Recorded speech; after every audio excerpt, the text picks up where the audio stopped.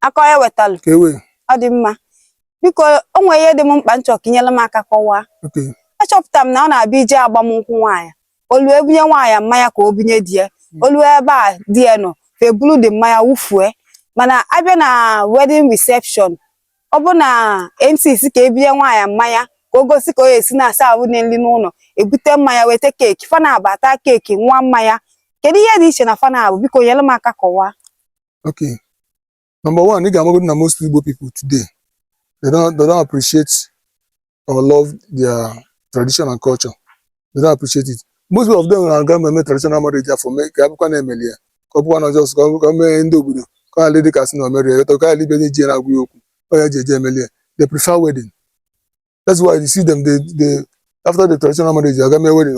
Okay, we say wedding. Just a minute.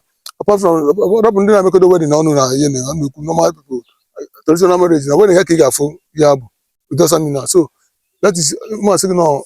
I want to understand how marry or what else because now they value wedding more than traditional marriage. And again, they see that traditional marriage as a fetish something.